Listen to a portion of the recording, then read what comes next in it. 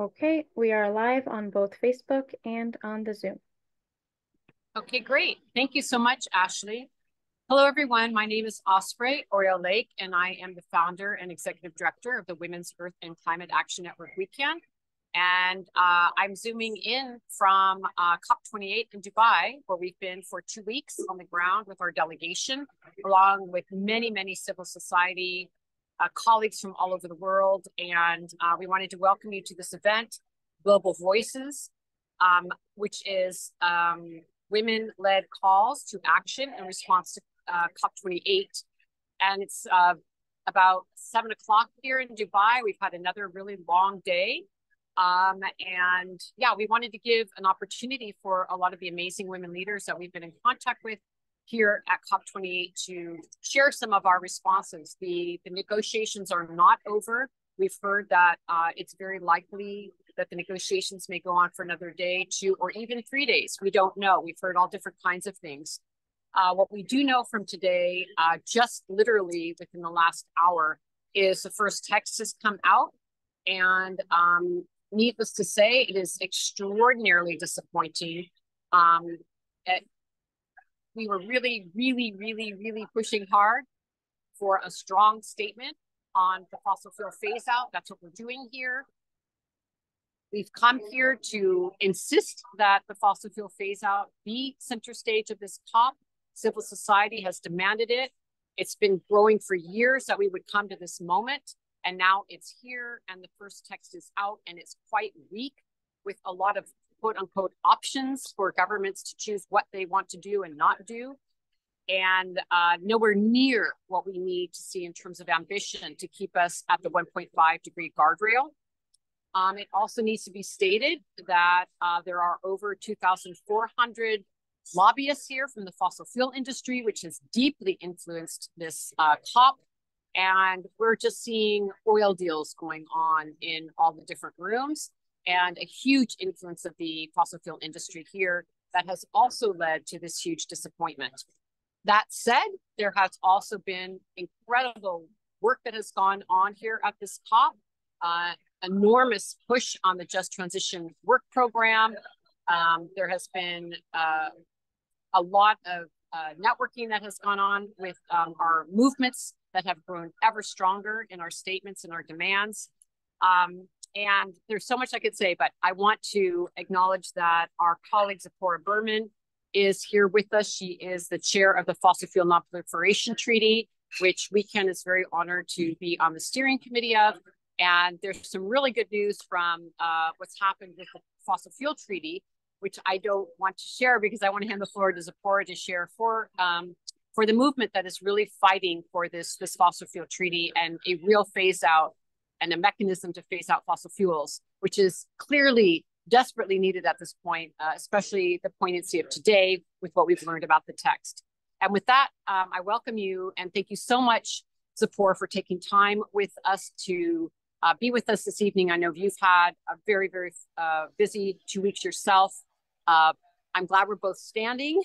It's a lot to say that we're both standing this evening. And I hand the floor to you to share with us any of your reflections of the last few weeks and where we stand today. Thank you so much. Thank you so much, Osprey. And actually, right now, after just receiving this terrible text, the first text from the presidency on COP28, it's a relief. It's a relief to see all your faces and to be amongst community right now. Let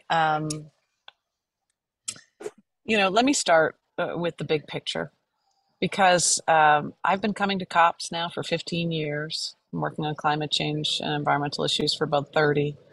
And I think one thing that we need to hold on to, regardless of the outcome of these texts, is that after decades of climate negotiations, this is the first time that fossil fuels and a real conversation about phasing out fossil fuels has been dragged center stage into the climate negotiations. And it almost sounds crazy when we say it like that, because I think all of us here who are joining today or tonight, depending on where you are, we know that the climate crisis is a fossil fuel crisis. The fact is that 86% of the emissions trapped in our atmosphere today that come from three things: oil, gas, and coal.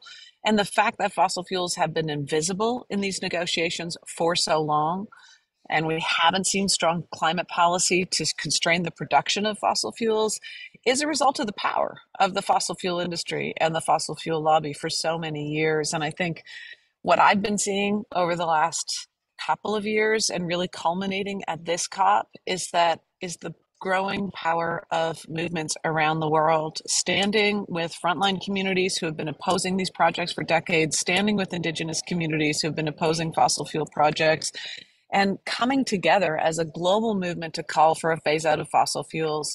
And we have forced this conversation into center stage in the climate negotiations, despite the strategy of the fossil fuel industry. We have created a conversation that every single country in the world has responded to here. And that's really important. And that will never, that we have shifted the conversation to such an extent that it cannot go backwards now. It's almost like we pulled back the curtain on fossil fuels. And that affects every part of the negotiations. It affects the loss and damage and equity issues, because we know that more fossil fuels equals more loss and damage. And we've been able to really show that and align and brief countries on the science that shows that. So I do think that is really exciting. And I think that so look, I'm tired. I feel like I've been here a month, not a couple of weeks. And today has been a month in and of itself. But I want to lump what we're seeing right now into kind of the good, the bad, and the truly ugly.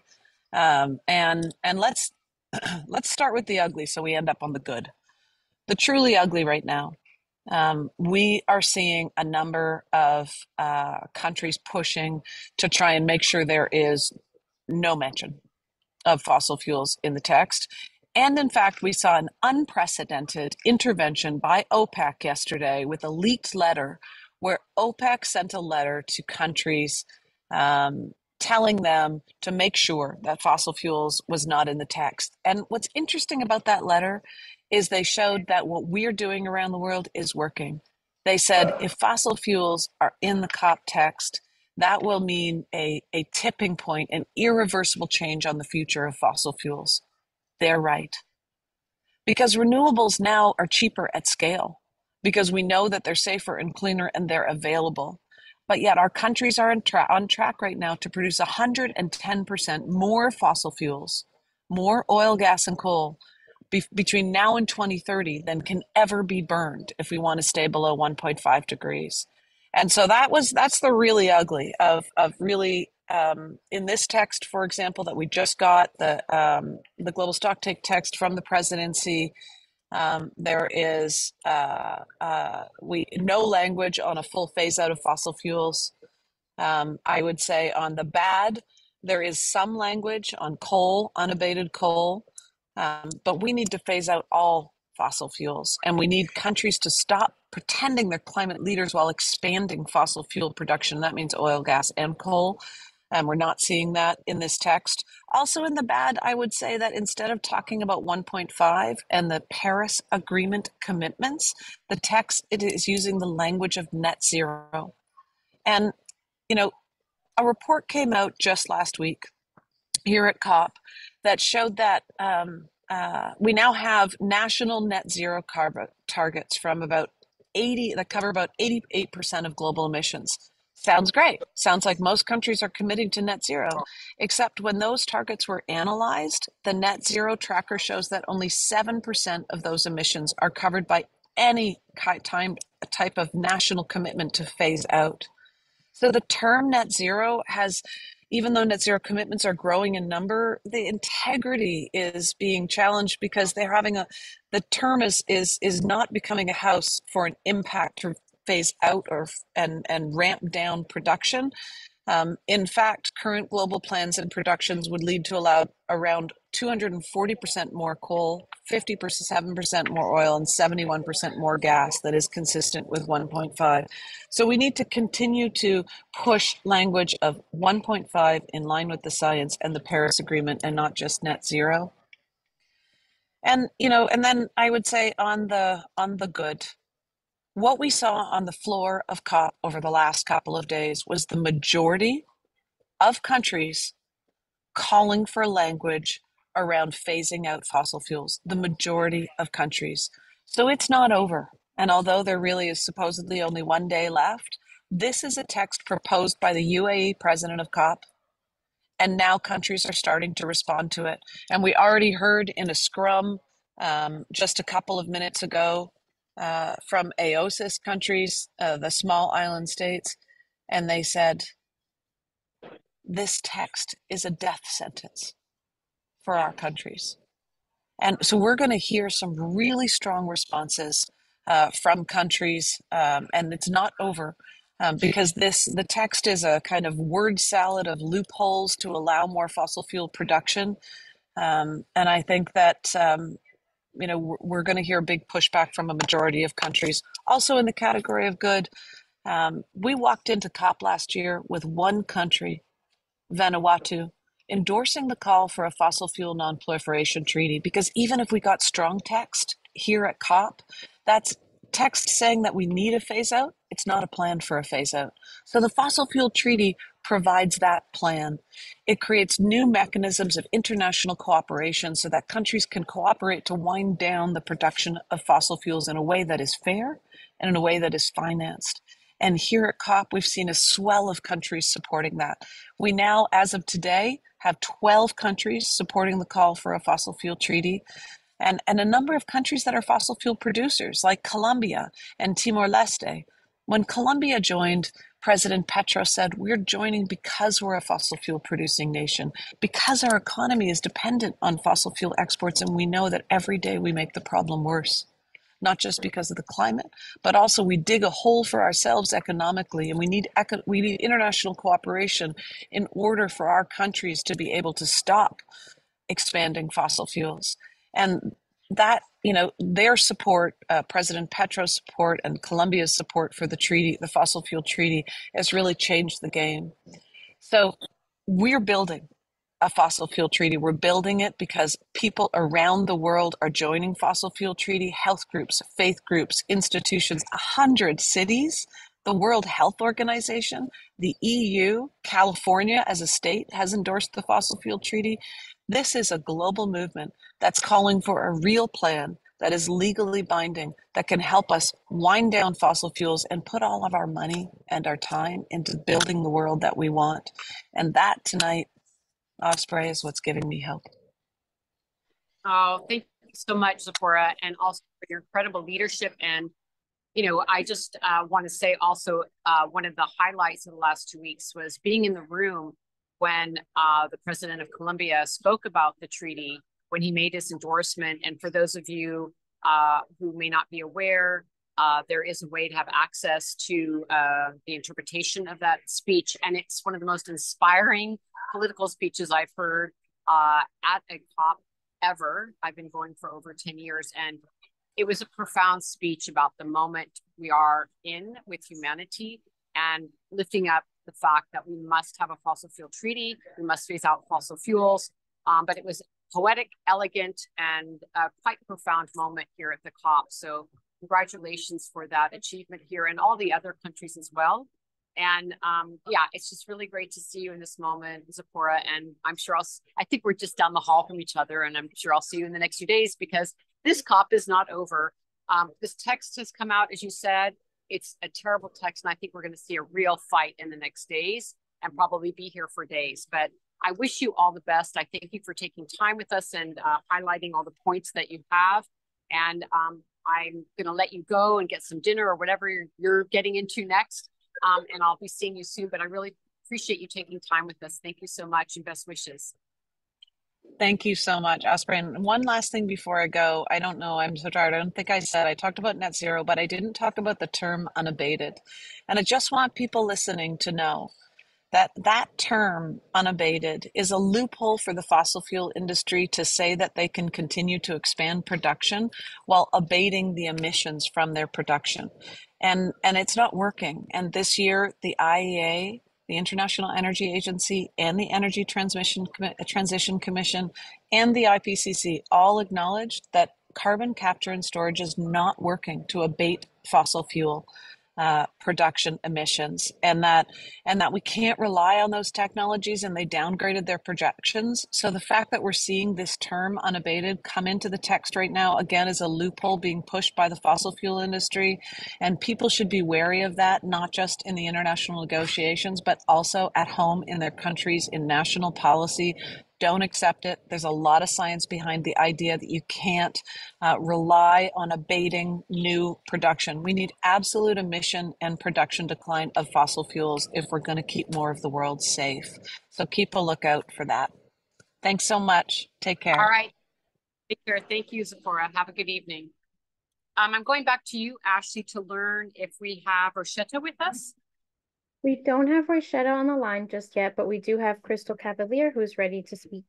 Okay, great. Well, let me just make a few transition comments, Crystal, and then we'll bring you on. I wanted to mention that this unabated word is very, very critical, as Zipporah was saying, because everywhere there's an opportunity for the fossil fuel industry and governments that are supporting the fossil fuel industry to continue business as usual is always their choice. And that's what we're seeing in this text that has come out tonight, is a real push for business as usual, wanting to continue with the same energy systems that we have. And we absolutely know we need a phase out completely of fossil fuels.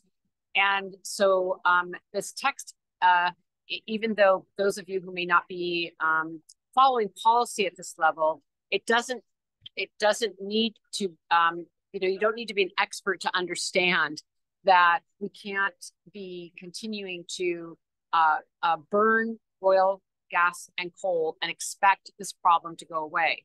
And this is why the people's movements have been protesting all week here, and why tonight actually there was a spontaneous action after this text came out, because people's lives are on the line. This is like every time we have one of these COPs, it's a final moment for us to turn the corner and put fossil fuels in the rear view mirror. We've got to move beyond them. Countries know this, but we have to remember that wealthy countries and countries with outsized power continue to really infiltrate the system and also continue to interfere with what needs to happen. And so that's a lot of the anger and frustration that is happening right now here at the COP by civil society, is that a small group of wealthy countries are really interfering with this transition that we all know we need to take into clean, renewable energy, and that we cannot continue to harm frontline communities, especially Indigenous, Black, and Brown communities, who suffer the worst in what we call sacrifice zones and sacrifice areas, because there is definitely a racial lens to where the harms happen first and worst in the global South and in frontline communities in the global North. And we do not accept that the wealthy countries and the role of the fossil fuel industry and how much influence it has here to continue to avoid what we all know needs to happen, and to honor a climate justice framework that really puts justice at the center of the conversation. And with that, I'm really honored to give the floor over to Crystal Cavalier, who's the executive director of 7 Directions. I'm really excited to have her be here with us, because she is one of the most incredible frontline leaders that I know, who's here to speak out for her community and to ensure that her voice and her community's voice is heard. And I'd like to hand the floor over to you, Crystal. Thank you so much for taking time with us on your busy evening. Thank you so much, Osprey and Ashley, for having me here in WECAN. And I'm really excited to be here. This is our first COP ever at 7 Directions of Service.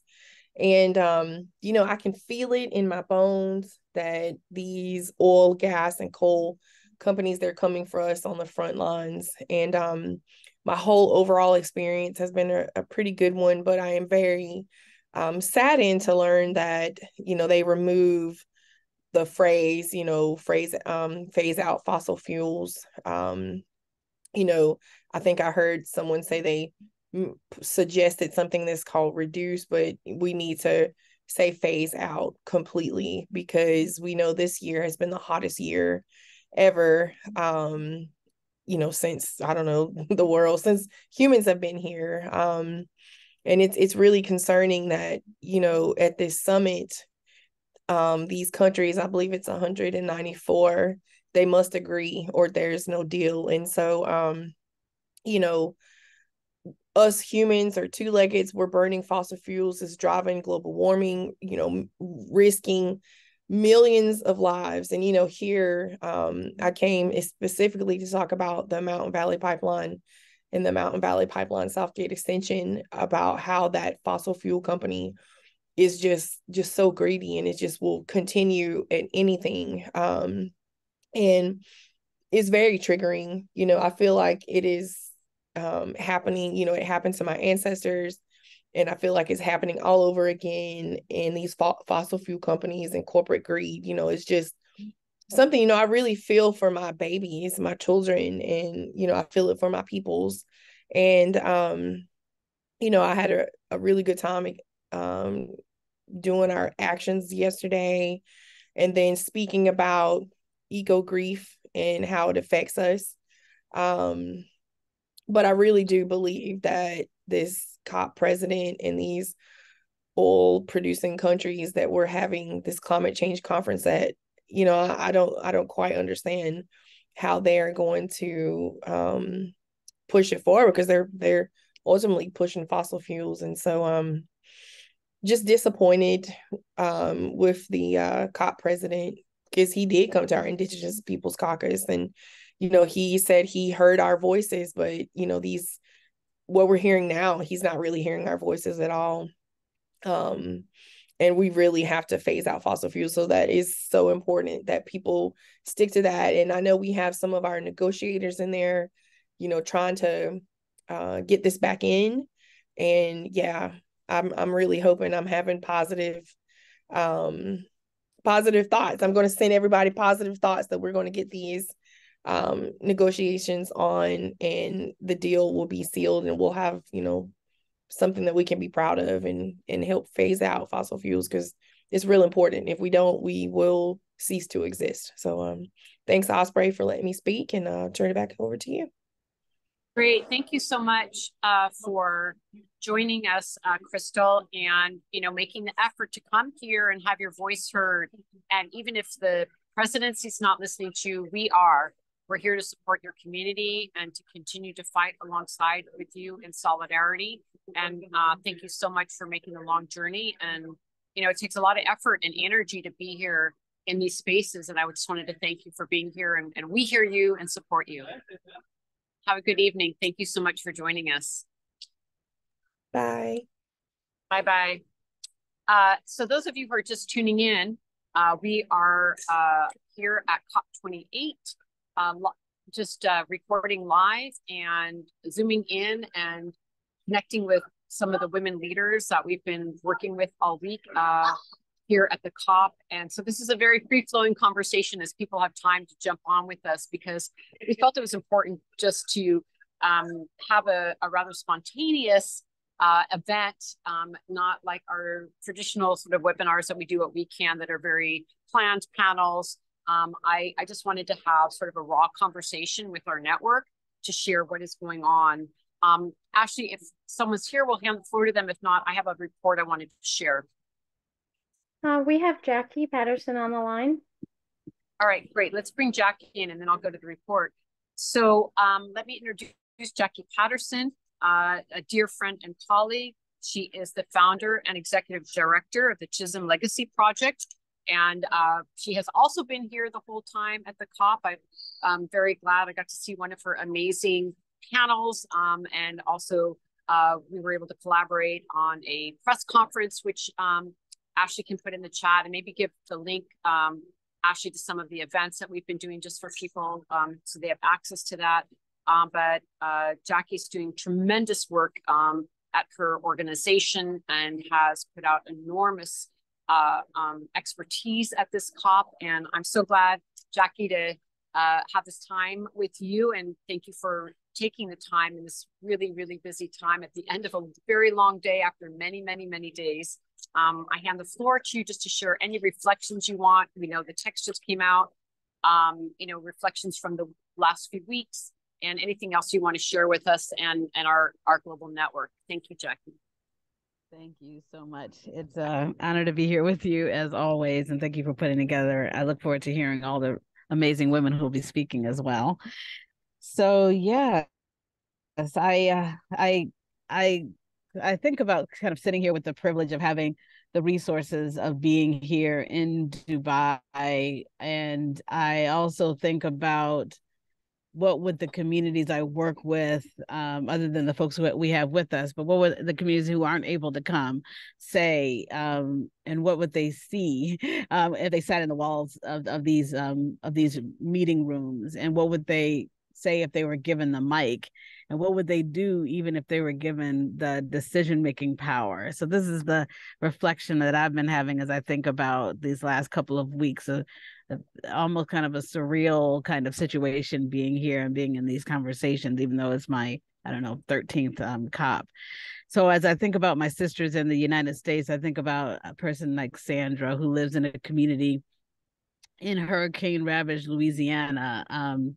That her community is ravaged by disaster after disaster, and her relatives have been unearthed from their graves after the most recent disaster, and they're actually, the remains are sitting in trailers outside of her community because they haven't, the powers that be haven't found a way to put those remains back to rest again. And so she sits with the haunting notion that the bones of her relatives are sitting piled up in a trailer right outside of her community.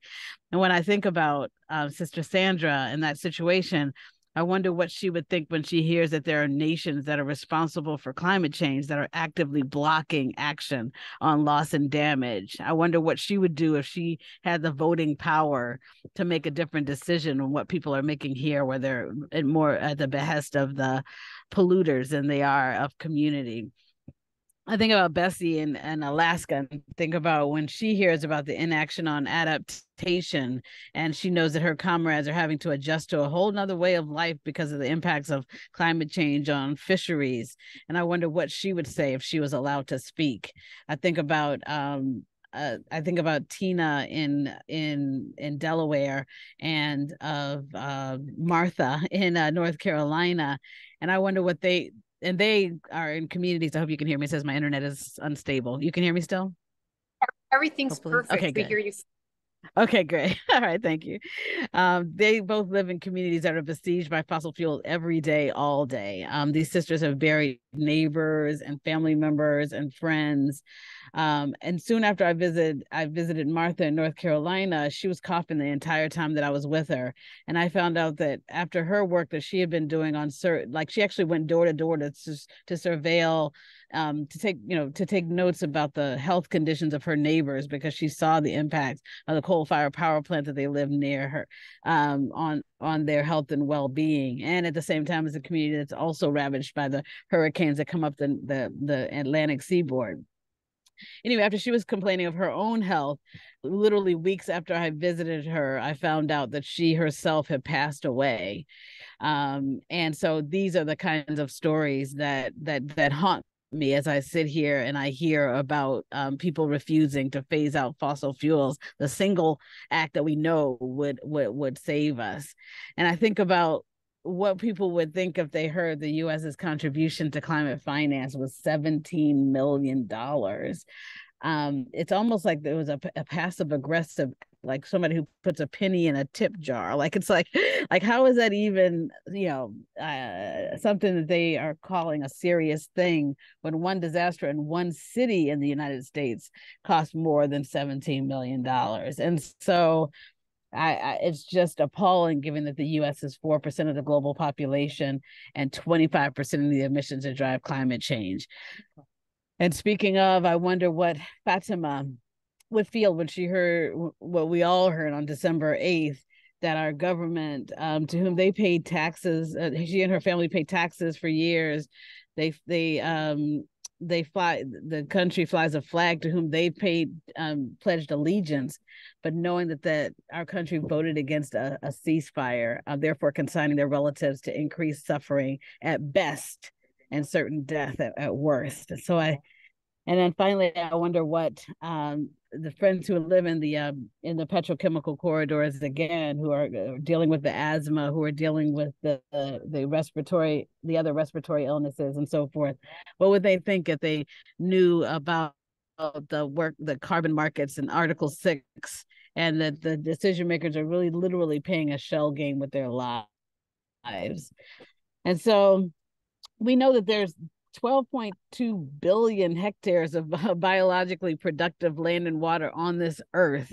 And if we divide that by the number of people alive, that's 1.6 global hectares per person, which is like 2.5 acres. For every single person from day old babies and upwards, that means that there's a place for every single one of us, and that the earth in its regenerative bounty was designed to provide for each of us. Yet those who are entrusted with decision making to preserve planet and people are being derelict in their responsibility to make the right choices. And therefore they're threatening the habitats of flora, fauna, and all animals and human beings. But in this world of abundance, we know we can all have a safe, secure, and healthy place to call home. Yet greed, avarice is the only thing that stands between this and a thriving planet and a home for all of us. Instead, we have people being forced from home, whether it's from war or disaster. So I'd like to bring us out of head for a moment as I close up my 6 minutes into heart with an excerpt from a poem from Warshan Shire, a Kenyan-born Somali poet. The poem is called Home, and it says, "You only leave home when home won't let you stay. No one would leave home unless home chased you to the shore, unless home told you to quicken your legs, leave your clothes behind, crawl through the desert, wade through the oceans, drown, save, be hunger, beg, forget pride. Your survival is more important."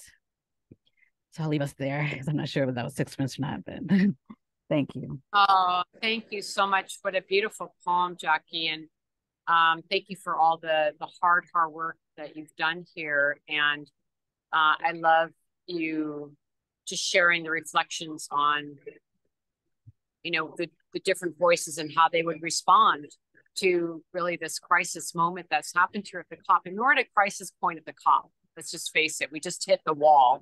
Yeah. We knew it was going to happen, and we hit the wall tonight where, I would say this is a giant like gladiator clash, if you will, of civil society and these fossil fuel industry, greedy, wealthy, white supremacist leaders. Let's just face it. And it's really devastating because we can easily see how these negotiators and country leaders don't put a face on the impacted communities. And so I really love that you shared all the different voices and what they might be saying, because it's as if people aren't even a part of this. Like, it's all about, industry surviving and business as usual surviving. And where are the people that are being impacted? And I'm also really glad that you brought up, the fact of the veto of the ceasefire by the United States is outrageous, on top of the United States also being one of the, being right now the largest fossil fuel producer. And we are really needing to push back, and we're going to see countries push back because they're seeing this text as a death sentence, as we said earlier by Zipporah, but also, we're going to hear more and more from countries, how bad this text is, because their countries are going to go underwater, where people are dying now. And I think it's very important that we continue to bring in the human rights component, the indigenous rights component, the frontline community voices, because clearly the leadership here is not listening to the people. And that it's devastating to see that level of uncaring. I think one of the shocks that we're all experiencing is it's hard to imagine this lack of care. Whether it's what is going on in Palestine, whether it's with the climate crisis, the absolute lack of humanity, I think, has been shocking for all of us. I mean, of course, we experience it, but at this level of intensity, it's been I think, very, very hard on all of us who've been at this COP. So thank you so much for taking time with us. If you have any closing comment, please do, and we'll let you go have your evening. No, I just appreciate being with you as well. looking forward to hearing others as they speak as well. So thank you. Okay, so much, Jack. Have a good evening. Thank you. You too. Thank you. Ashley, can you help me out here a little bit if someone else has come on or? Yep, this is probably a good time to share the report if you wanted to do that. And then we have Casey on the line. I think she is getting herself ready here and working out audio. We're Casey, here. Can you hear us? Oh, yes. Great. Okay, Hi, great. Ashley. Well, Hi. let's go ahead and let Casey come online, and then I'll go ahead and share a little bit about some contextualizing of what we're seeing here with the current state of affairs. But I know Casey's also leaving this evening, so I don't want to keep her long. And I'm really glad that you could join us. Casey is part of the Women's Earth and Climate Action Network delegation. We've been together for days, and it's been just such an honor to have this time with her. Casey Kapornik is from the Ponca Nation. She's the environmental ambassador to the Ponca Nation, and we're very honored to have her on our board at WECAN. And she has shared her voice in many, many spaces at this COP, from side events, high-level events, to actions, to press conferences. Literally, we cannot walk down the halls without being stopped and people wanting to speak with her. Her presence has really uplifted the civil society movements here, and it's such an honor to be here with you, Casey. And thank you for taking time, even though you're heading out this evening, that you've taken time to be on this broadcast with us. And I'd love to hand the floor to you for any reflections or thoughts you have from this evening and your time at the COP. Thank you, as always. Thank you to WECAN and Osprey and Catherine. I just absolutely loved all the time we had together. The funny stuff, the reflections, the teamwork to be able to walk into those spaces informed and ready to share. It has been really one of those, I guess we should be used to it, but it was full of power and really wonderful gatherings around all of the different people who were able to be there with us in civil society. So many different constituencies and so many global people, all with the same feeling. Many indigenous, which really made me feel more comfortable and more excited, because I know when I first started going to these COPs gatherings, there really wasn't as many indigenous people or organizations, and many came with WECAN. So we had these incredible panels as well as incredible press conferences, and had so many people coming up afterwards saying that was my favorite one. Of all the ones I've gone to, this was most powerful and most inspiring. Today, we got to meet with Mary Robinson, which was pretty exciting for me. She, as I've been told, is on the Council of Elders that was made, and I'm not sure it's comprised of, but it was brainstormed with Nelson Mandela.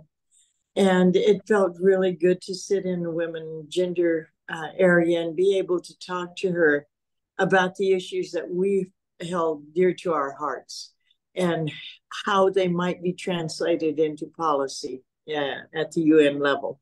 So civil society was powerful. Civil society had a lot to say, so many answers, so much science, so much information, so much heart, and coming into those spaces, telling the stories from their homelands and from their experiences.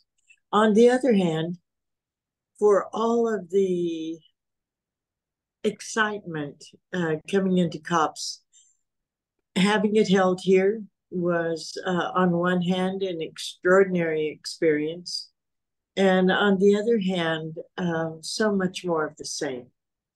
You know, we had many, many more of the fossil fuel people that were here than have ever been present. And that was disheartening. And at the same time, I've been told in the past that it's good to know with whom you're dealing. So we did know the color of the flavor that was coming at us and what it was going to be. At the same time, the answers were so powerful and undeniable that I was a bit taken aback by the stripping of certain things that I thought would at least be considered in the negotiations. I always come into these believing the best in people and walking away shaking my head at the greed and frankly at the lack of accountability that these so-called leaders have for their countries, for their country people, and for life on earth itself.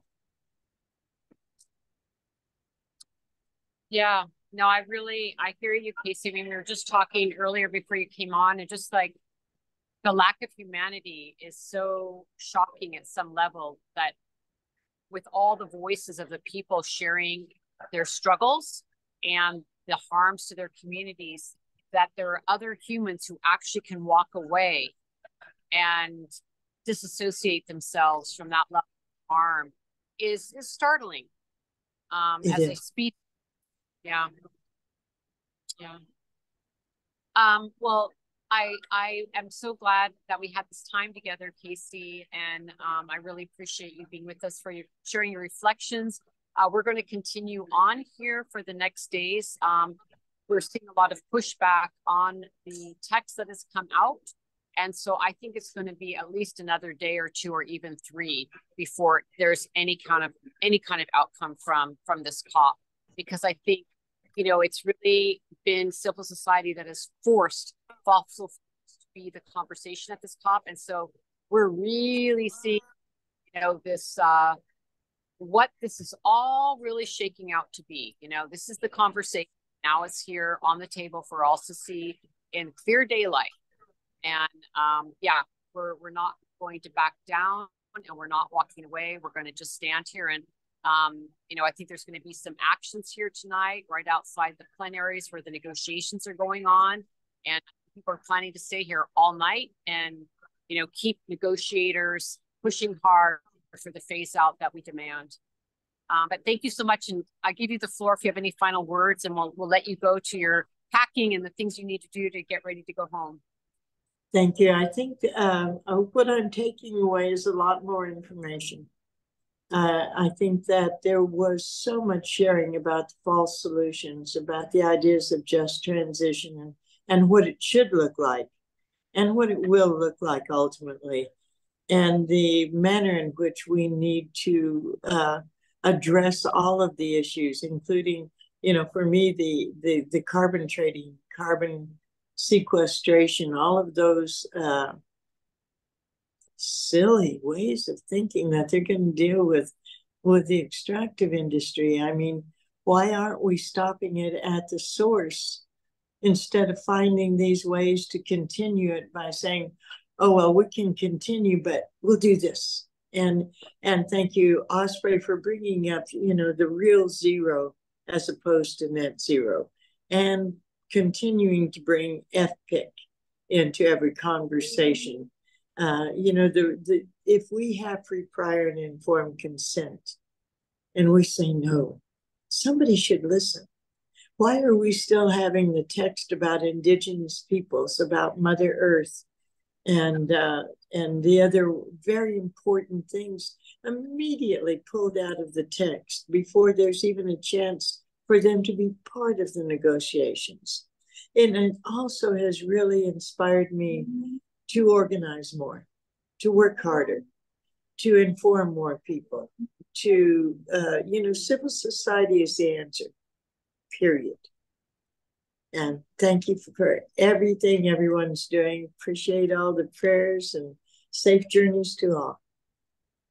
Thank you so much, and good journeys to you, Casey. And we'll be in touch soon. Much love to you. So thank you so much for being with us, Casey. And Ashley, I'd love to find out from you if anyone else is online, or I'm going to share a little bit about our net zero report. This is a great time to do the net zero report. Great. So as Casey and I were talking about, one of the things that's very interesting, and also Zipporah brought it up earlier, is that we need to be talking about keeping at 1.5 degree guardrail. That's the language that we need to continue to push for, and not only moving the text to talking about net zero. On top of that, we're very concerned, and when we came into this COP, we knew, as WECAN and all of our colleagues, that it's very critical to address false solutions in this crisis, including dangerous or unproven techno fixes, carbon offset schemes that don't work, and net zero pledges that delay immediate action, amongst others. And so we came into this COP with a report that I'm really excited about, that WECAN produced. I don't know if you can see it there. And it's called The Need for Real Zero, Not Net Zero, Shifting from False Solutions to Real Solutions in a Just Transition. And it goes into a lot of detail. This is on our website for those of you who would be interested. And it's really important that people are clear that when we hear about net zero and companies going net zero or governments demanding net zero by this or that date, it's critical to understand that net zero is a greenwashing smokescreen. Net zero is not what we need. It can kick the can down the road. Net zero as a scientific concept is correct, but it's been co-opted. And so what are we talking about? We're talking about things like carbon offset schemes, where, as an example, a fossil fuel company, an oil company can buy carbon credits in a forest somewhere else, often where indigenous people or local communities live. They can offset the pollution that they're doing and buy carbon offsets, which means they don't have to stop extracting or expanding fossil fuels, and they can continue to pollute. Well, it doesn't take a rocket scientist to figure out that this is not actually reducing carbon emissions. It's actually continuing this process, because now you're just pushing this off into forests that are already sequestering carbon. This didn't suddenly create new carbon sequestration. And so this is what is being used in these net zero pledges. On top of that, Vera, which is a company that has been one of the monitoring companies to monitor how the carbon offset programs have been working, came out earlier this year and literally said that 90% of the carbon offsets were phantom credits. They weren't even real. So this is a gigantic problem, because not only are we up against not having this fossil fuel phase out, but even the methodology of how we're going to move from the current system that we're in and get off of fossil fuels, and how we're going to reduce carbon emissions, is under these different methodologies that have to be interrogated, because they're not even working, what we call false solutions or geoengineering or carbon capture and storage.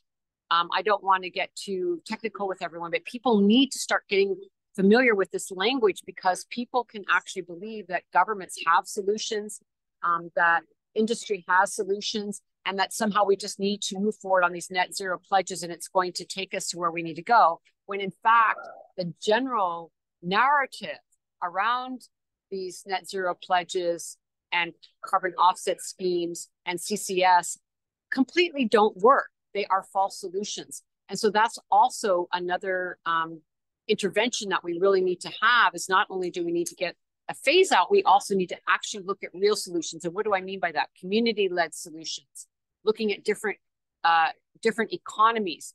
We put out reports during this COP on prioritizing care work and how it can unlock a just transition for all, with different case studies that show how you can, we should be decarbonizing our economies through looking at the care economy, meaning the paid or underpaid labor of women, and how if you begin to pay women properly and recognize care work, this can bring in a very different economic framework. We can look at Buen Vivir from Indigenous peoples about living well and in harmony with nature and not consuming so much.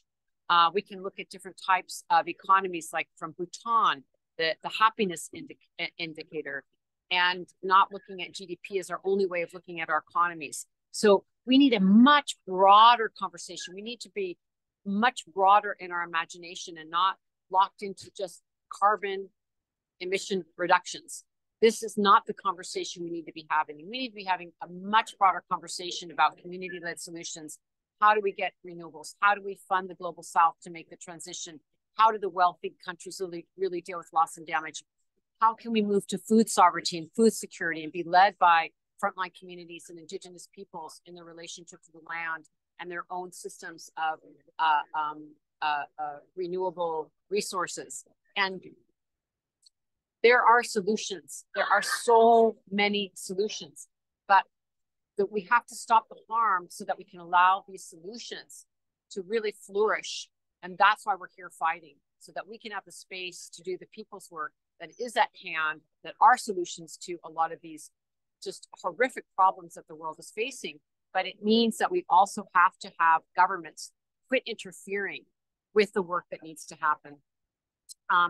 Anyway, I would like to find out from you, actually, if there's another speaker with us. I'm sorry, we're sort of I'm doing the guerrilla version of a live stream here just on my iPhone, so I don't really have access to other information. So I'm very glad to be co-hosting this with Ashley Guardado, who is on our WECAN team, and she's doing great support here to help me understand who's with us online. Thank you, Osprey. As we learned last year, there are many difficulties for speakers to get on the line as they are trying to find space and good internet. So at the moment, we don't have our next speaker on the line. So if you have some other comments you would like to make, I welcome that. But at the moment, we don't have another speaker. Absolutely. What I wanted to do is also, and you can just interrupt when someone joins, Ashley. And thank you, everyone who's listening. I mean, we were saying earlier we wanted to do just like a raw live stream while we're here with some of the women that we've been working with all week. We're in the final days of COP28 here in Dubai. And I just wanted to contextualize some of the urgency at the moment as well, because since the signing of the Paris Agreement, the world's 60 largest private banks have provided $5.5 trillion in financing to the fossil fuel industry. So even though we're here advocating with governments, it also is important to understand not only is the fossil fuel industry here, but also financial institutions. And we're really demanding from them that they also divest from fossil fuel, and also what are their phase out plans? What is the finance industry going to do? What are financial institutions going to do to move their money out of the fossil fuel industry and into clean renewable energy, into community-led solutions? Because tremendous funding is needed to make this transition. The funds have to be there. And that's why you'll hear in a lot of these report outs, and you'll see over the next weeks, that the demand has been for a fast, fair, final, funded, feminist phase out. And that has what has been a big demand here at the top, that it's really something that every sector of society has to get involved in. Industry, financial institutions, the private sector, everyone has to be engaged in this transition. The other thing is that recently a report by the UN Environment Program found that governments still plan to produce more than double the amount of fossil fuels in 2030 than what would be consistent with limiting global warming to 1.5 degrees. Okay, so already before we even began this COP, we're at double numbers that we need to be to stay at the 1.5 degree guardrail. So that's the other reason there has been such an outcry this evening with the text, is we already came into the COP knowing that we needed a radical transformation, that we needed governments to really be ambitious. And let's face it, not all governments are on the same page. There are the small island nations. There are a lot of different countries here pushing hard for a phase out. Countries that from the global south are being harmed the worst, who have contributed the least to the carbon emissions that are in the atmosphere right now. And they have huge work to do. So when we talk about the negotiators, let's remember that there's a lot of powerful negotiators who are doing the best they can to push back against the wealthy countries and against this takeover by the fossil fuel industry that's here. So we really need to be thinking of them tonight. I'm sure the negotiations are going to go into the wee hours of the morning. And we're going to see a real fight on our hands here, as it should be. This is a life and death moment. Let's not shy away from calling it out for what it is. So anyways, Ashley, maybe you could help me out here and let me know if we have anyone else who has joined us. Or if you can let me know if they're trying to join us. Yes, we have one other speaker who's trying to join. And in this moment, if you would like, we have our very own Catherine Quaid, who could talk about the Feminist Green New Deal report, or sorry, what's been going on with the Feminist Green New Deal. Yeah, that would be, thank you, Catherine. I'd love to have you join us. And just to say before I bring on Catherine Quaid, who is our communications coordinator at the Women's Within Climate Action Network, she has done a terrific job just running so hard and working so hard over the last few weeks. And I'm really glad that she's going to be able to report on the Feminist Green New Deal and what we've been doing with the coalition since we've been here. And also to say that at WECAN, we're going to be, as we do every year, producing a formal report out blog that will be our full analysis of all the work that we've done. You can see if you go to Instagram or Facebook, all of our different live streams, the actions we've participated in, our side events, our press conferences, our high-level events. This night is really not our formal report out. It's just a raw sharing of our experience so far. We're not even done with the COP yet, so far at the COP, and I'm really glad to hear from you, Catherine Quaid. Please take the floor. Thank you for joining us. She is just connecting her video. Okay. I will let you know when she's here. Okay. Probably another minute. Thank you, everyone, for your patience and flexibility. She's here, checking audio. Hey, Ashley, can you hear me? Yes, we can see. Did you hear the introduction I gave you or no? I didn't. Sorry, I missed it. Well, hopefully your ears were ringing. I was just complimenting the work that you've done all week here. And, being our communications coordinator here at the Women's Earth and Climate Action Network. And we've been talking about, just this really intense moment of the text coming out and our reaction to that. And also the fact that we're going to be sharing a formal report back next week. But this is more just a raw moment of sharing live streaming here from the COP as we continue on with the negotiations. And also, really glad to hear from you, anything that you'd like to share, and also about anything from the Feminist Coalition on a Green New Deal, anything that you wanted to share on that. But in general, any reflections that you have at this point would be wonderful to hear. Thank you for joining us. Great. Thanks so much, Osprey. And thanks, Ashley, and the rest of the team for helping organize us all into this kind of global report back. I really appreciate it. And I think most top of mind, I was just reading the AOSIS statement on the draft text right now. And, they're powerfully saying we will not compromise 1.5. We will hold the line on 1.5. We will hold the line on fossil fuel phase out. And I think it's just, we had a press conference yesterday where Brianna Fruian, a youth climate activist from Samoa, spoke.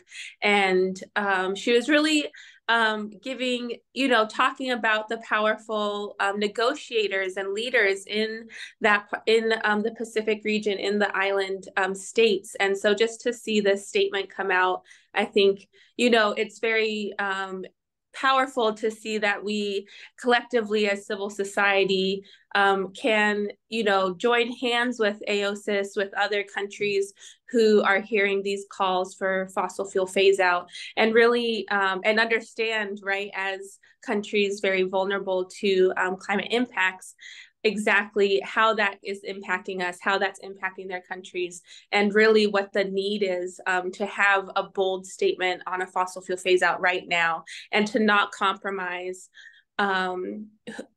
our lives, essentially their lives as countries, our lives as people who are impacted by climate change. And so I just was reading through that right before I joined, and it was very powerful, in these kind of last minute negotiations where maybe some countries can be negotiated into other situations, that they're saying no to that, and they're really demonstrating their leadership in this moment. So I feel, just excited to kind of follow the other country leaders who are really in these negotiating spaces. I don't know, Osprey, if you talked about sort of how civil society has been shut out in some of these last minute negotiations. And so it's good to hear about how countries are just continuing to push forward with fossil fuel phase out when civil society isn't really allowed in the room right now. And then in terms of the Feminist Green New Deal Coalition, which WECAN has been a Kickstart organization. We've been very involved since 2019. We always come to COP bringing, this feminist policy analysis, really considering how do we have a feminist policy. And while we were at COP, we hosted a press conference, bringing US leaders together on sharing what international climate policy looks like through a feminist lens. We also hosted a dialogue with global leaders at the Women and Gender Constituency Pavilion, thinking about, what does a feminist energy just transition look like? And I think overall, actually, we've seen this, in our civil society spaces, feminist is a word that's coming forward when we're talking about a fossil fuel phase out. Right before we left COP today, we were saying fair, funded, feminist, forever. And so just to see that collective coming together around that terminology and bridging together human rights, gender justice, indigenous rights. I think, our civil society spaces are getting stronger. We are supporting each other. We are becoming more pointed and aligned. And we can really see the power of that in how we put fossil fuel phase out on a table today, how we did that for COP. That's a lot of organizing that's been happening. And it was very strategic and, that in itself is a sense of success for civil society. We did that. We brought that here. And now they can't not talk about it, right? So I think there's just a lot of wonderful successes. And as the comms person, we will be writing a report back. We'll have resources and recordings of all these great press releases, our press conferences, in case you missed them. So just look for those soon. Thank you so much, Catherine. Really appreciate it. And thank you for your leadership and all the hard work. Oh my goodness, people have no idea. It's a huge campus here at this space. And so we've probably walked about 500 miles, I think, in the last 2 weeks. It feels like it. So thank you for your hard work and all of your thoughts and the effort that you've put out. And I think it's also really important to say, Catherine was mentioning it, which is there have been different tracks, as an example, with the Article 6, which has to do with market and non-market-based mechanisms, where there was a whole day where civil society wasn't even allowed into the negotiating rooms. And we think that this is very unfair and unjust. I mean, these are our futures that are being discussed, and we should be allowed as observers into these spaces and into these rooms, be able to have interventions, or certainly at the very least be able to hear what is being discussed. And so it's been difficult. It's been really difficult to work with ensuring that not only our voices are heard, but that we can actually be able to participate in this process in a just manner. So yeah, I think it's very important that you brought up that point. And thank you so much. And I know that you have a full evening ahead, but I really appreciate you jumping on, and I'll be seeing you very soon. Thank you so much for all your comments. Bye. Thank you, Catherine. Osprey, we have Leanne with us on the line. Thank you, Leanne, for joining us a bit early. Thank you, Leanne. I want to introduce Leanne, why don't you go ahead and introduce yourself? I was just saying we're sort of in a very raw live stream situation here, not like one of our formal webinars. And please go ahead and introduce yourself. And I really wanted you to come on, Leanne, because you have done such a great job of following specific elements of the negotiations, and it would be really great to hear from you about that. And also, we've been discussing for the last half hour or so here about the text coming out, our reaction to it. So anything you want to share from the last few weeks would be wonderful, and what you've been following the negotiations, and also just what this moment means to you. I mean, the COP is not over. The negotiations are in a very critical crisis moment right now, as you know. And so any thoughts are very welcome, and really appreciate you taking time with us. I know it's a very exhausting day and you've been working really late at night. And so we thank you for being with us and for your particular expertise, which we so much respect and honor. Please go ahead, Leanne, and introduce yourself and share with us any of your reflections. Yeah, hi everybody. I'm Liane Schalatek. I'm working with an organization called the Heinrich Böll Foundation. I'm in the Washington, D.C. office. The Heinrich Böll Foundation is a German political foundation. Again, I'm in the Washington, D.C. office where I focus largely on climate finance and international climate policy. Have done that for the last, I don't know, 12, 13, 14 years, probably way too long for my sanity and the sanity of everybody that I'm working with. Here, I obviously followed a lot of all of the climate finance discussions to the extent that I could. We know that climate finance is really what will make, or in that case, potentially break the COP28 discourses, because all of the ambition on an energy packet and a renewable energy package, tripling renewable energies, doubling energy efficiency, scaling that all up, is very much dependent on providing the means of implementation. And we heard throughout the COP and from developing countries that, and this sentiment is actually shared by us developed country or civil society observers, that this is really not necessarily an ambition gap that we are seeing in many instances, but it's a means of implementation gap. And means of implementation refers to finance, capacity building, and technology.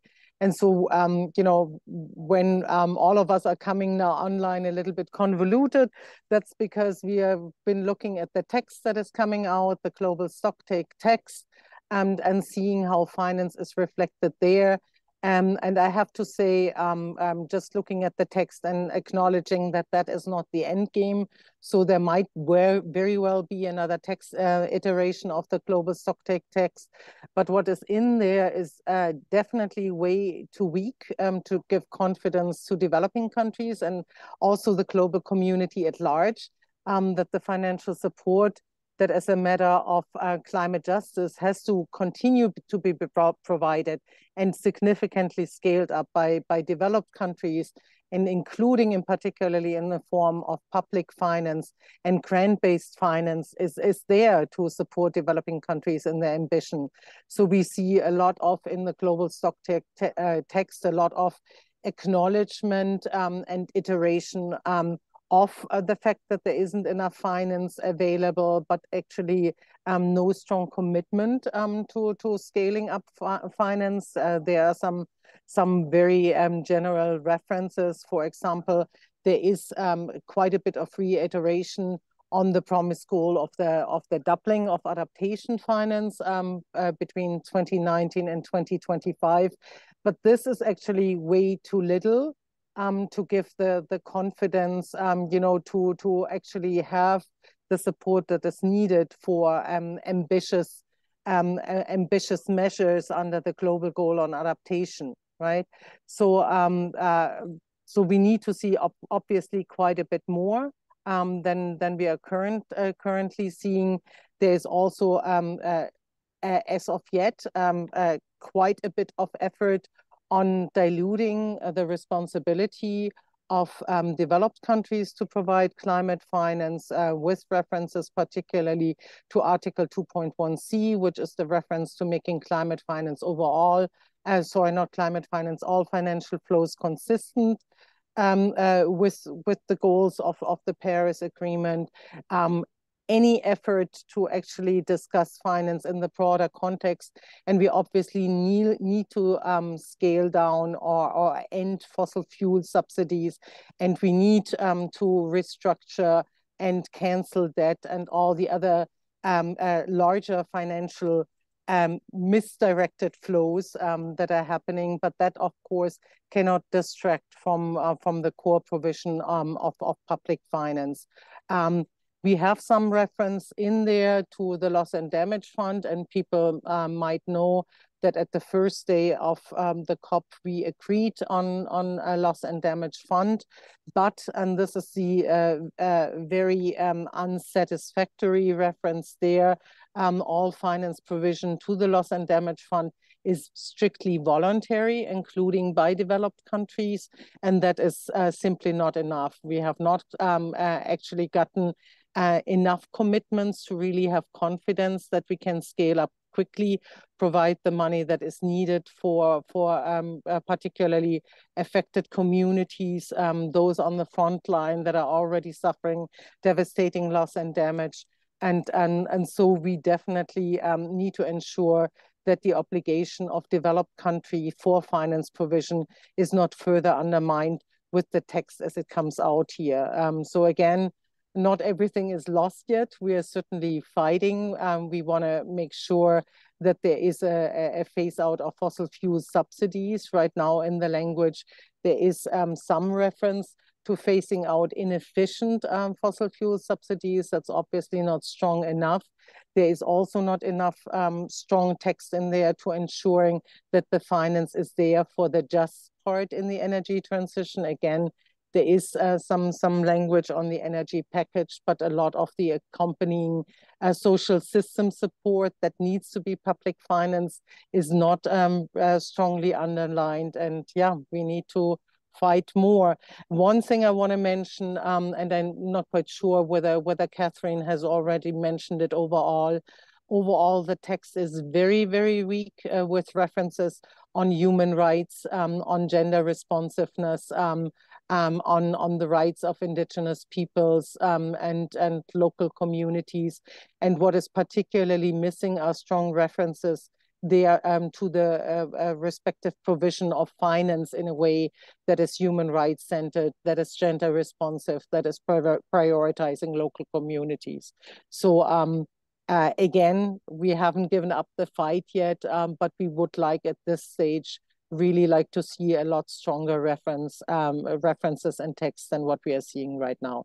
And sorry if that's all a little bit convoluted. I've just peered over texts and paragraphs of very dense negotiation language to try to really figure out what it means, how can we improve it, and whether there is hope in the text. And yeah, all I can say is we need to continue fighting. That's not the text that we need, that's not the text that we want, and that's not the text that the world and affected communities and people deserve.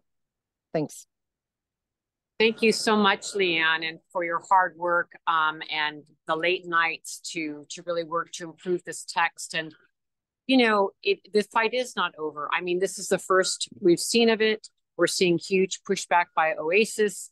And, you know, we need to be here to support these countries that are fighting back and to continue with civil society and make as many interventions and actions as we can over the next days, because it's really unacceptable what has happened here.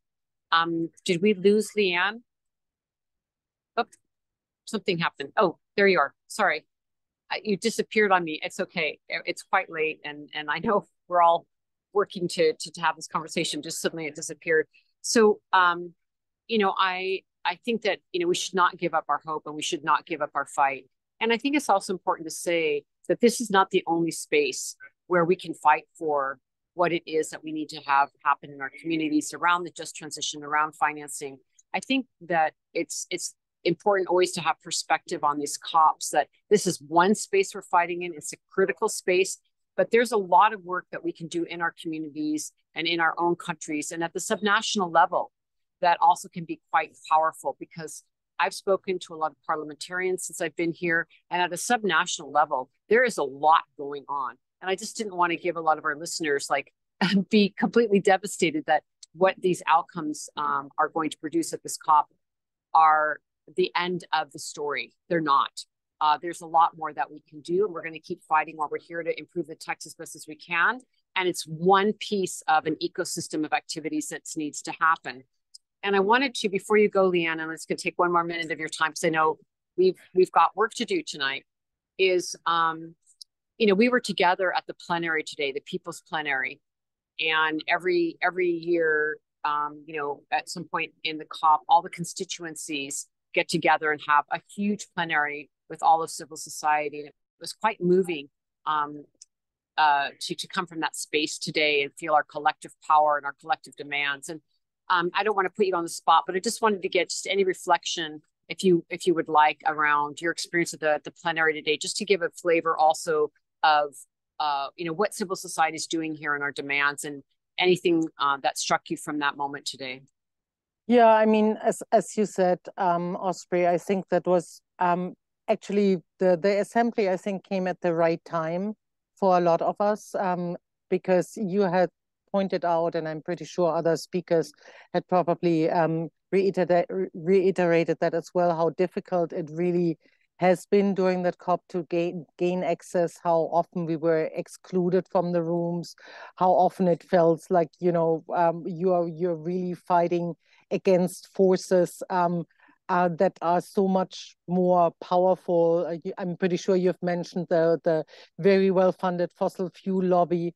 And the People's Assembly was really one spot where you could feel the collective power and the collective commitment across constituencies, the very strong leadership that comes particularly also from young people. And I was struck, in the presentations there of the speakers on the panel, how many of them, across the constituencies, the women and gender constituencies, obviously the youth constituencies, but the indigenous people constituency, were actually young women that were putting forward really powerful demands that resonated with the whole room. I mean, it is a enormous room, the plenary. I don't know how many hundreds of people or thousands of people were there.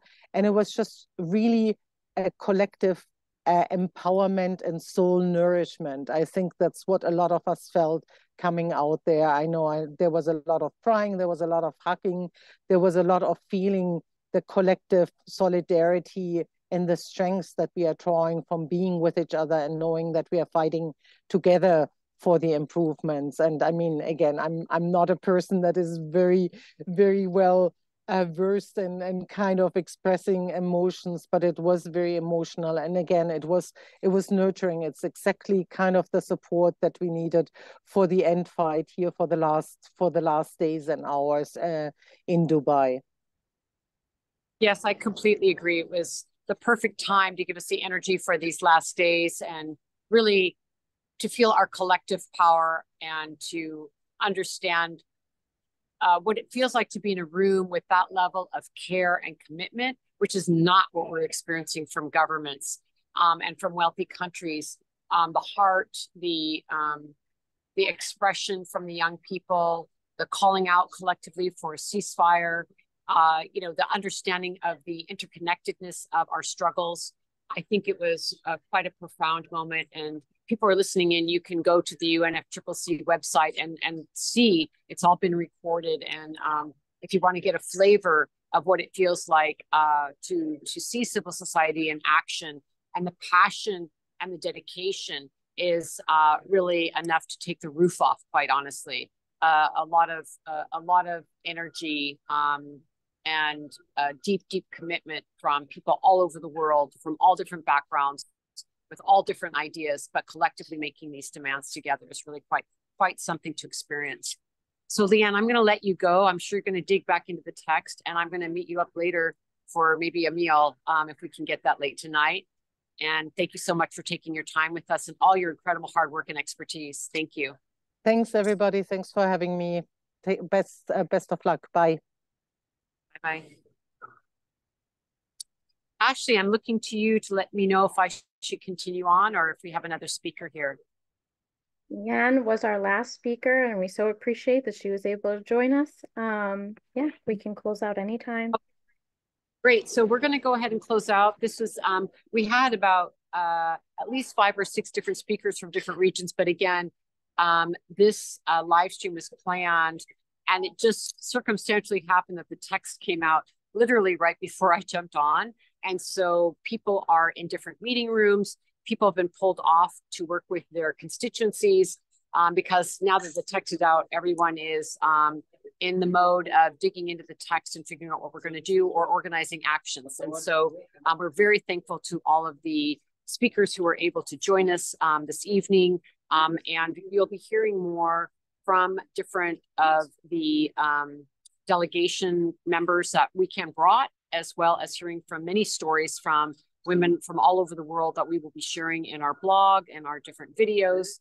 For now, I would also suggest people go to our Instagram and Facebook site because we have enormous amounts of information that we've already shared, reports, videos, different actions. We have recorded our press conferences. We have live streamed our side events. And so there's just a plethora of information that you can get to on our social media platforms. And then, as I say, we'll be doing a full analysis in a blog that will be coming out, next week. But right now we're just, we're still in it. I'm going to go try to get some food and then probably head over to an action planning session and then dig into the text with Leanne and some others. I don't want people to give up hope. We still need your energy. We're not done here. We're going to try to make this text the absolute best it can be. And we are very clear that we are privileged to be here. Everyone here realizes we are the ones standing here, and behind us is our communities, our indigenous relatives, our Black and brown sisters and brothers, our sisters and brothers in Palestine, our sisters and brothers in the global South. And we don't want to forget anyone. We bring everyone with us, and we know that we're the ones that are here, and it is a privilege to be here. And we are doing everything we can to ensure that we represent and that we fight as hard as we can for the global community. We deserve the best. And so does our beautiful Mother Earth and all the plants and animal relatives and all of nature. We are fighting for the web of life. And with that, we're going to go ahead and close out. We thank everyone for joining us, and we'll continue to, yes, Ashley, did you? We have, Osprey, can you hear me? Yes. We have patients on the line. Oh, I see. Okay. Can you hear us?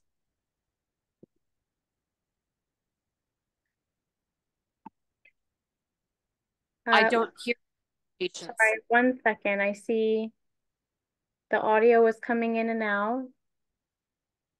Let's just give it another couple seconds here. Patients, if you're able to hear us, please unmute yourself and we'll see if we can hear you.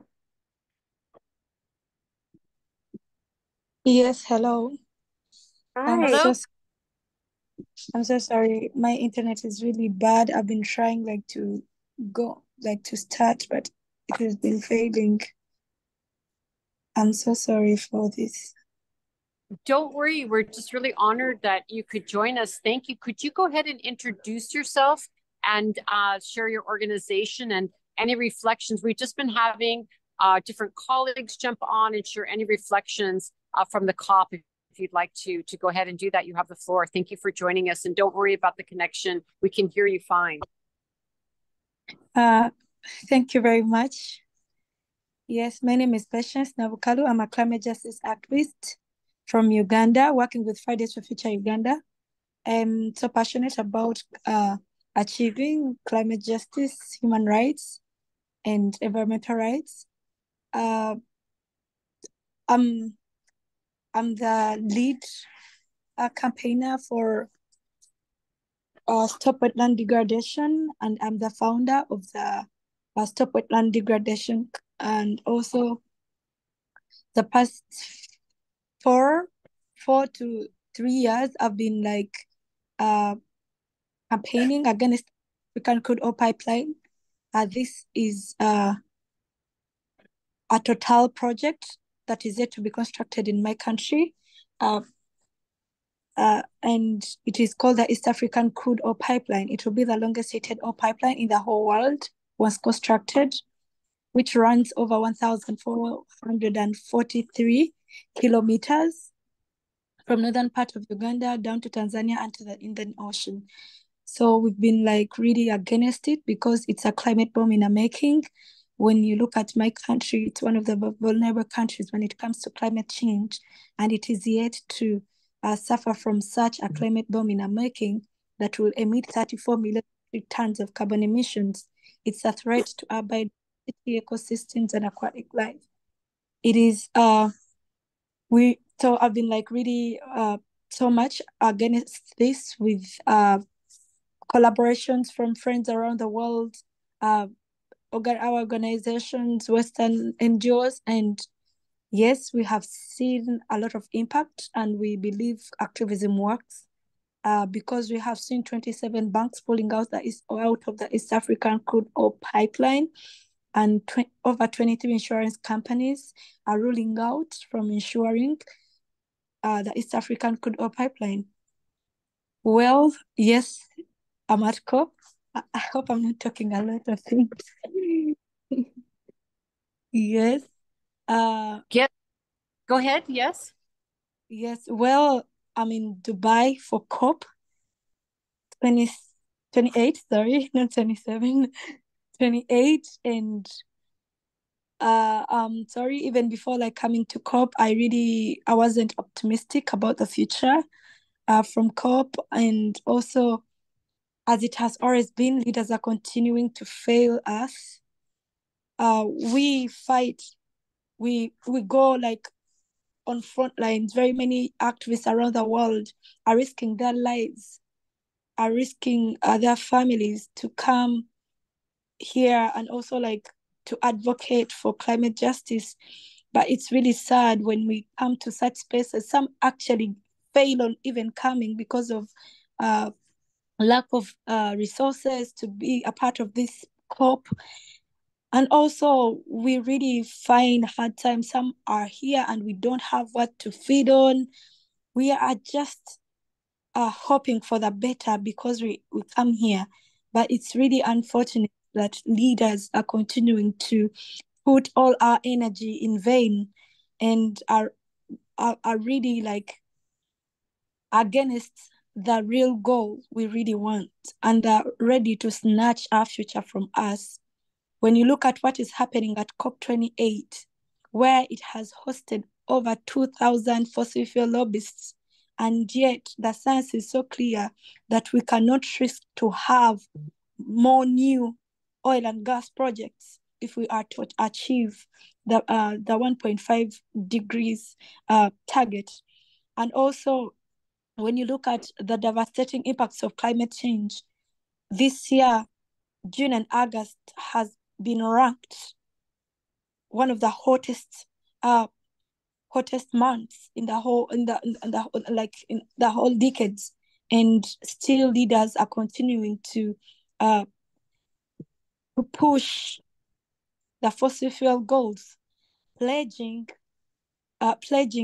for solutions for 2030, 2050, and yet people are dying now. We should have solutions now, not targets for 2030, 2050. And also, when you look at the loss and damage that has been caused to the global south, to the vulnerable countries when it comes to the climate crisis, it's really so sad when you look at what is happening in the pledge box right now at COP28. Countries that have escalated the climate breakdown are failing still to pledge, actually not even pledging, because I feel like pledging is leading us to false solutions. They should just deliver the money. Because when you look at US coming up with 17.5 million, this is like a diss to countries like ours. It's like they're dissing us. And when you look at the millions that are pledged, they're like over 400 million. And this is like a drop in an ocean. Very many people are disappointed, and we just don't have hope in this COP because this COP has not been put into account and yet leaders have to make it account. I don't know if I'm getting so emotional when it comes to talking about what is happening at COP. It is really heartening. And as a woman, as a girl who has risked her life, when all of this year, when you have been like against the East African crude oil pipeline, it has risked my life to a point that I've been threatened by my government. I've been threatened by very many politicians. Very many of our people have been detained and arrested. And when we come to such conferences where we have to have real transition plans, it is always a heartbreak. So I don't know, but COP is it has been, to me, it is like a business center where people have come to settle business deals. Rich people sit in meetings and discuss which land to grab, where to put new fossil fuels, which country to exploit, and so many other things. Yeah, so I really don't have hope in COP. Loss and damage fund, yes, it was on the agenda, but I don't think like money can replace the dead people who have died of the impacts of climate change. I don't know if money can bring back the lost property that had, because when you look at, every time I refer to this East African crude oil pipeline, it has displaced over 100,000 people from their lands. It has displaced over 100 people from their lands. Children are no longer going to school. People are no longer have nowhere to feed, because some used to depend on Lake Victoria, where they could carry out fishing and other things. But because of the greed for profits from the French company Total, these people can no longer survive.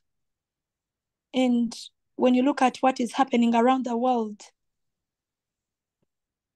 every day you see a country flooded. Every time you see a war around the world. And all this is unjust. If we are talking about climate justice, we cannot achieve it without human rights. We cannot achieve climate justice without social rights. We cannot achieve climate justice without including the affected people into decision-making tables. And also, we cannot have the climate justice we claim when people are continuing not to have hearts and love for people. Yeah, thank you very much. Thank you so much, Patience, for your very powerful presentation and words and intervention here. And I send you heartfelt greetings. I really understand your words and hear you, and it has been extremely disappointing. And thank you for your hard work here this week, and all the effort you put out. And I think it's really important to hear, as you mentioned, the great risk that you personally have made in coming here, along with others as well. And it is not an equitable situation in any regard. And everyone comes here in different ways, and it's not even at all. And I think it's very important for people to understand, as you shared with us, the risks that some land defenders are taking to show up in these spaces and the threats that you face. And I want you to know that we hear you and we support you and we stand with you in solidarity. And, also just to echo what you said around the Loss and Damage Fund, the Fund for Adaptation, and just the absolute insanity of how small these numbers are in comparison to the kinds of funds that are needed by wealthy countries for countries in the global south, more vulnerable countries, make the transition, and that the funds are needed and they're not there, and the promises are there, but the funds are not there. The pledges are there, but the funds are not there. And it's very harmful, it's very hurtful. But we are going to keep fighting, and also to know that we stand with you in solidarity. And this is not the only space that we have to work together as a global community, because it is people's movements that are going to make this change. We can see you for the first time. Your video came through. Good to see your face. But thank you so much for joining us. And I wish you all the best for the rest of your COP. And to be sure, we will be here, to improve the very weak text that we received. We are going to continue to do everything we can to ensure that there is better outcomes for loss and damage, that we do see Indigenous rights and human rights and our humanity be put back into this process. I wish you well. Thank you so much, Patience, for being with us, and know that we stand with you in solidarity. Thank you so much for your time.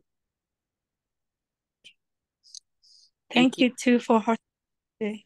I'm really sorry for being late, but it's very hearing no from the negative COP, and then yeah. We understand, and we're just thankful you were able to jump on. Thank you. You're welcome. Ashley, back to you. Well, on that note, this Patience was our last and final speaker, and we are so grateful to all the speakers who were able to join us tonight and give their powerful report outs and testimonies. Osprey, I leave it to you to close us out. Okay, great. Thank you for listening. I think the final thing I wanted to say is, we wanted to feature, of course, for a women's organization, but it's very important because women are really leading out a lot of solutions. And we've seen that statistically on our website. You can see why we are a women's organization. The women here have been phenomenal. We are really struggling to have our voices heard. This is why we are so honored to work with the Women and Gender constituency, which is one of the most powerful constituencies here at the UNFCCC process. And I don't want to take too much longer because we still have a lot of work to do tonight. But just as one example, if you just have a 1 unit increase in the Women's Political Empowerment Index in a country, it leads to an 11.51% decrease in carbon emissions. Just to give you one stat on the role of how powerful women are when it comes to creating strong policies that are better for the environment, that are better for social issues, that care for the children. We saw this in the COVID pandemic. At the height of the pandemic, the country leaders who did the best in supporting their countries and their communities and their populations around COVID were women leaders. And I could go on and on why we need to have women's leadership and the lack of balance, of gender balance here at these COPs. And I did want to mention that there are 133 heads of state at this particular COP. Only 15 of them are women heads of state.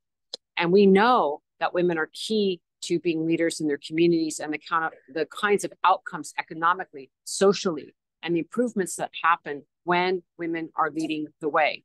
And we really need to change this power imbalance, because what we're seeing is a hyper-masculinized power structure here. Let's face that. It's very, very important to understand that. And we need to create the power of the matriarchs returning, the power of the women, and feminist solutions, and a feminist economy. And we have a deep analysis that WECAN has been engaged in with many women's leaders around the world. And there's a reason for this analysis, which is that women are instrumental to sustainability solutions. And in fact, you can't get to sustainability without the role of women, whether it's water solutions. UN has many studies that show you cannot even have these water programs in different countries if you don't involve women, because they're the one collecting the water. They have been studying the water cycles. They are caretakers of the water. Same around the food and who's growing the food for their communities. It's the women. And so it's essential that from the top level of parliaments to presidencies, that women's leadership is absolutely critical to the grassroots level, caring for communities and leading resistance movements. And so I just wanted to end on that note of lifting up women's voices and why we are working so hard to bring women's voices to these spaces, and to also be demanding from the UNFCCC that they start having more COP presidencies that are women, and that we have more heads of state of women here. It won't resolve everything, but it will be a huge paradigm shift if we can get women's leadership into these spaces and really sharing the knowledge that they have, the brilliance that they have, the care that they have, their understanding of community needs. It will create a revolution in these spaces, and we really need that. So I'm thankful to all of the women who joined us tonight. Thank you to our audience for joining us. I hope this has been useful to you, and just getting some raw reflections here from COP28 in Dubai. And be sure to catch up on our blog next week when we give you a full analysis and report back from all of the different work streams that have happened here. And I want to thank my team, Catherine Quaid, who was on for a little while, who's been on the ground with me, Ashley Guardado for holding it down here, and Sophia Lovato, I think, is still on the line with us, making sure that we have our technology in order. And to thank everyone, and we're going to go ahead and sign out for the night. Thank you, everyone, for joining us. Thank you. Thank you, everyone.